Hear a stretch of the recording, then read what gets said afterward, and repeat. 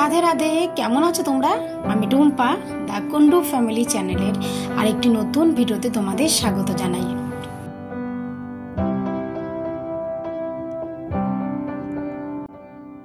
আজকে রবিবার, এখন সকাল 12টা মতো বাজে। আর ওই যে যাচ্ছে সামনে পিঙ্ক কালারের হেলমেট দিয়ে, সেই কর্ণাটকের বান্ধবীর ফ্যামিলি আর আমরা। আর আজ আমাদের ডেস্টিনি হলো সুরপুরা পার্ক, যোধপুর। রাজস্থানে যে বাড়িতে আমরা থাকি তার থেকে এই পার্কটি খুব কাছে।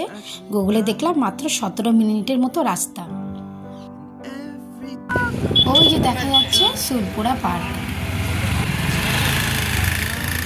এই পার্ক কেন এত বিখ্যাত? 15 টন লোহার কভার দিয়ে বিভিন্ন রকমের জন্তু জানোয়ার বানিয়ে রেখেছে। আজকে রোদের তাপমাত্রা কিন্তু বেশ 22 ডিগ্রি সেলসিয়াস। কোথায়?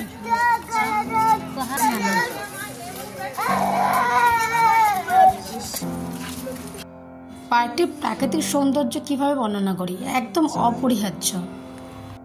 কি সুন্দর দেখো, একদম সবুজে সবুজে ঘেরা। এর মধ্যে ঢুকলে কে বলবে যে আমরা রাজস্থানে আছি। আর এই দেখো সাদা রঙের লিলি ফুল, অনেকদিন পর দেখলাম। হিরণ। এই যে সুরপুরা পার্ক, এটা যোধপুরের একদম মাঝখানে অবস্থিত। আর ওই যে দেখতে পাচ্ছ গন্ডার, তারপরে বাজ পাখি, এগুলো সব কিন্তু ওই যে বললাম লোহার কভার দিয়ে তৈরি।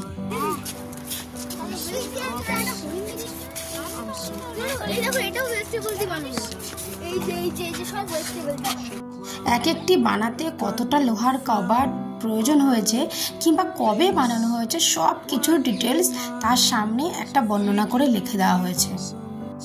তার সঙ্গে আছে সারা পার্ক জুড়ে সবুজে সবুজে ঘাস।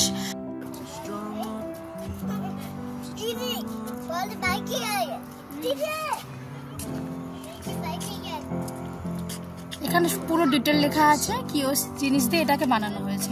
বোটিং এ যাবা তো? হ্যাঁ।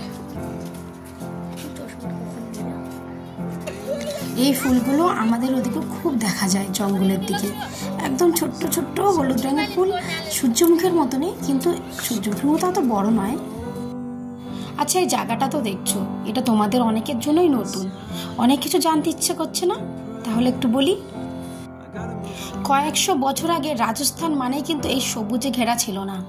রাজস্থান মানেই কিন্তু আমরা জানতাম একটা শুকনো বালির ভূমি।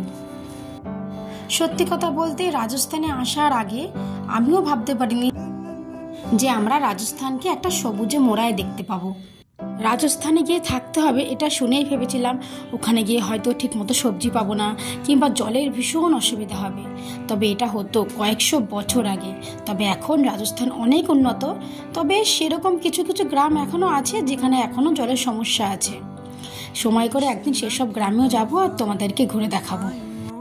সেই সব জায়গাতে গেলেই একমাত্র কয়েকশো বছর আগের রাজস্থানকে দেখা যাবে। এখানেই আছে যোধপুর বিখ্যাত সুরপুরা বাঁধ। সালটা ছিল 1892। তখন যোধপুরের জলের ব্যবস্থা ছিল ভীষণই খারাপ। এর ফলে কৃষিকাজ কিংবা মানুষের দৈনন্দিন জীবনে যতটুকু জল প্রয়োজন সেটা তো তারা পেত না। তার ফলে তাদের জীবন ছিল কিন্তু ভীষণ কঠিন।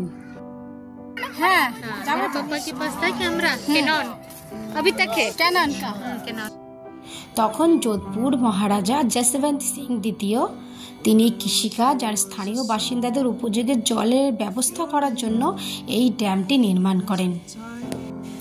এই যে ব্রিজ শুরু হচ্ছে দেখছো, ঠিক এর সামনেই ড্যামটি আছে। देखो मगरमच्छ का हाय मैं उस दिन तो सारा देखा, समझ में नहीं समझ तो आया ना मेरे को। क्या वीडियो बना? উষাদি আমার চ্যানেলে সবকটা ভিডিও দেখেছে, বাংলায় তো একটু বুঝতে অসুবিধা হচ্ছিল। पूरा तक देखा मैं तो। कौन सा? कितना बड़ा पानी? पानी कम हो गया अभी। এখানে জল সংরক্ষণ করে রাখা হয়। এখন জল অনেকাংশ নিচে চলে গেছে, তবে প্রায় উপর পর্যন্ত চলে আসে। কয়েকশো বছর আগে এই ড্যামটি ছিল রাজস্থানের মানুষদের জন্য বিশাল বড় একটা পাওনা। पूरा दिख रहा है, देखो पहाड़ है, देखो नीचे घर सा है, पर बोटिंग अभी नहीं चलेगा ना, पानी कम हो गया।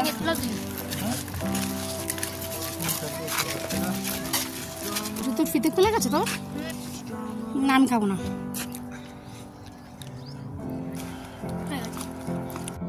একটু ভাবো তো, এই ড্যামটি এখন একটা সাধারণ জলাশয়ের মতো পড়ে আছে, কিন্তু কয়েকশো বছর আগে যখন এত জলের অভাব ছিল তখন সাধারণ মানুষের কাছে এটিই ছিল মূল বিষয়বস্তু। কারণ জল ছাড়া তো আমাদের একটা দিনও চলে না, সে কৃষিকাজ হোক কিংবা দৈনন্দিন জীবনযাপন।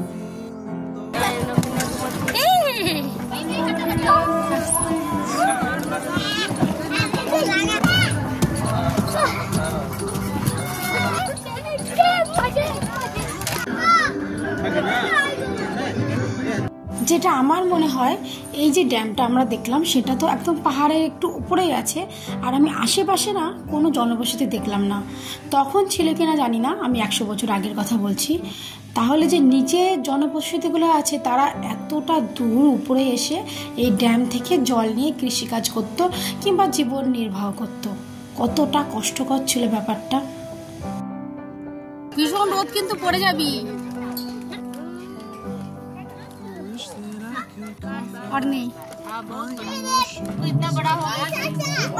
একজন মহিলা নিচে বসে আছে দেখতে পাচ্ছ, রাজস্থানী পোশাক পরে, আর ওই দেখো চুড়ি পরে আছে, মাথায় কি সুন্দর টিকলি, কিন্তু সবসময় একটা ঘোমটা থাকে। এই হচ্ছে রাজস্থানী মহিলাদের সাজ, আর এই পোশাকে রাজস্থানের বৈশিষ্ট্য প্রকাশিত হয়। উষাদিও আমার ব্লগ দেখতে ভীষণ ভালোবাসে, বলল তুমি ভিডিও ক্লিপগুলো ভালো করে নিয়ে নাও, আমি ততক্ষণ বাচ্চাদের সামলে নিচ্ছি।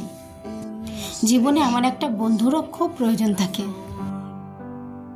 আমার পিছনে যে উট দাঁড়িয়ে আছে সেটা কিন্তু লোহার কভার দিয়ে তৈরি, কি দারুণ না। অনেকক্ষণ ঘুরে ঘুরে বাচ্চাগুলো ক্লান্ত হয়ে পড়েছে, আর পার্কটা তো অনেকটা বড় এরিয়া, আমাদেরও পা ব্যথা করছে। আর ওই যে উঁচু একটা স্তম্ভ মতো দেখতে পাচ্ছ, পাশে একটা দেখো সিঁড়ি চলে গেছে উপরে, ওর উপরে যদি উঠতে পারতাম পুরো যোধপুরটাকে দেখতে পারতাম, কিন্তু কোনো একটা কারণে এখন ওটাকে বন্ধ করে রাখা হয়েছে।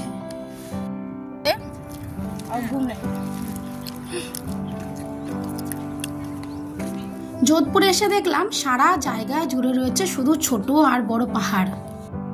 এখন আমরা যেখানে চলে এসেছি এটা একদম পাহাড়ের উপরে ছোট্ট একটা ক্যাফে তৈরি করা আছে, আর এখান থেকে নিচটা যদি দেখাই তাহলে পুরো যোধপুর শহরকে দেখা যাচ্ছে।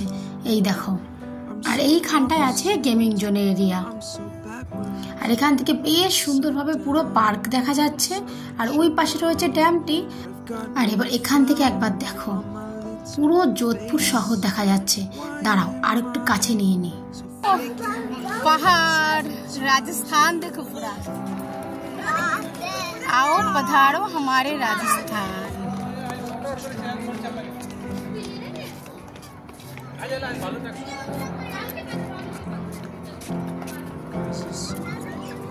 ওই যে রাস্তা দেখা যাচ্ছে ওটাকে ধরেই আমরা ধীরে ধীরে উপরে উঠে এসেছি।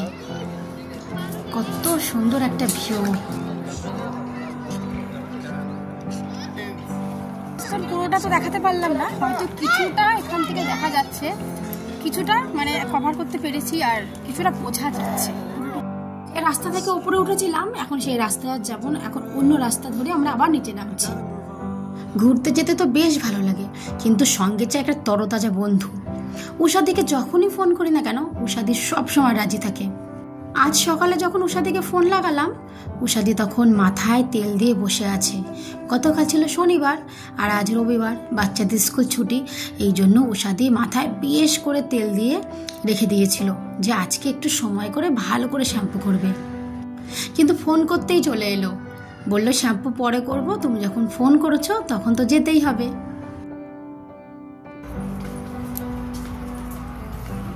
চলো পানি পি।